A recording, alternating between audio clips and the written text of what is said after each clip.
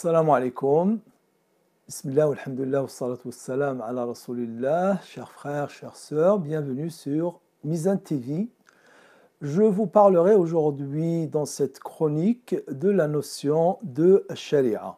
Ce terme qui est très utilisé, on dit sharia. Qui ne l'a pas utilisé? On l'a vu rien que ces derniers mois, des nombres de fois sur les unes des magazines, dans les bouches des uns et des autres. Et donc ce terme-là nécessite une explication. En arabe, pour connaître la notion ou le sens d'un terme, souvent ce sont des termes polysémiques, c'est-à-dire qui ont des sens et des significations diverses et variées. Il faut revenir à la source. Et la source, en général, c'est 3 lettres, d'où la notion de la racine trilitère. La racine trilitère, c'est-à-dire les 3 lettres desquelles découle un mot, un terme, et qui par la suite devient un concept. Là, en l'occurrence, il s'agit de shin, ra et a, shara'a, qui signifie, quand on l'utilise en tant que verbe shara'a, on dit légiférer ou instituer. Mais le mot en lui-même, il a une utilisation. On dit sharia, c'est la voie, la voie, V-O-I-E. Et aussi, en arabe, on dit shir'atul ma, c'est-à-dire la voie ou le chemin qui mène à la source. D'ailleurs, il y a une analogie, bien entendu, entre le sens étymologique et le sens usuel du mot, c'est que la charia, c'est ce qui est connu et reconnu dans la religion, c'est-à-dire les notions, les enseignements religieux qui sont connus.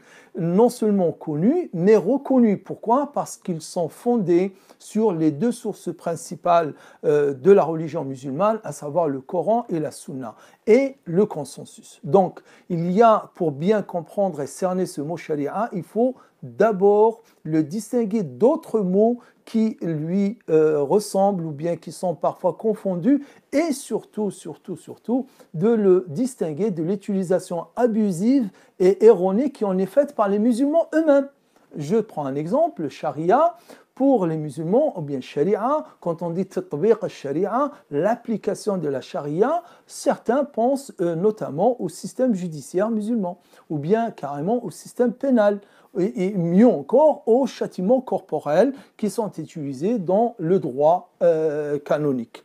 Alors que c'est faux, c'est totalement faux. La charia, ce sont les enseignements de l'islam. C'est la voie et la loi, c'est-à-dire le Coran et la Sunna et tout ce qui en découle directement. C'est-à-dire qu'il y a d'autres voies d'instituer, de légiférer des prescriptions ou des proscriptions en islam, mais qui sont faites par voie du raisonnement analogique. C'est ce qu'on appelle le qiyas, ou bien par l'istihsan, c'est-à-dire la préférence, etc.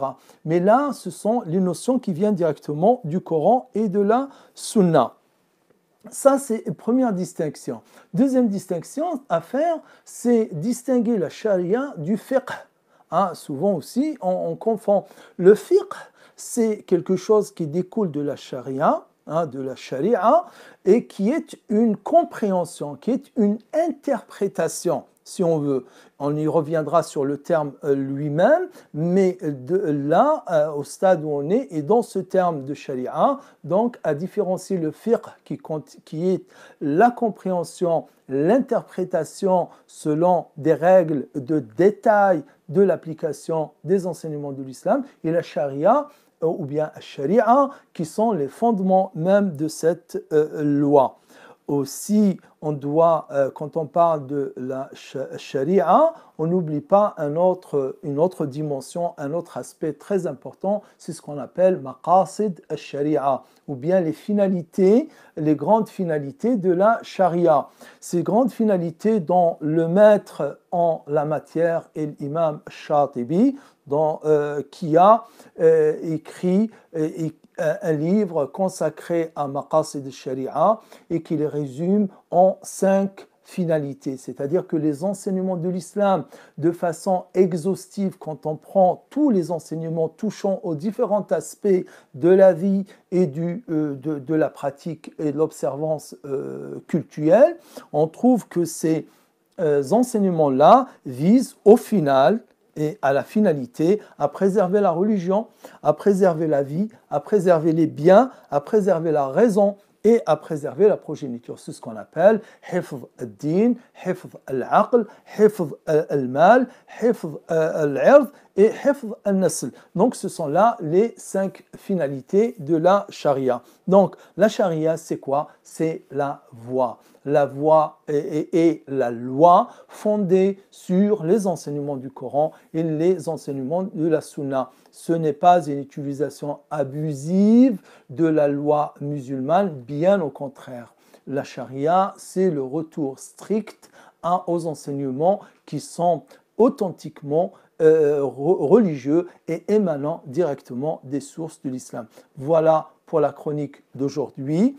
Je vous dirai à bientôt, Inch'Allah, dans une prochaine chronique sur Mizan TV. Wassalamu alaikum.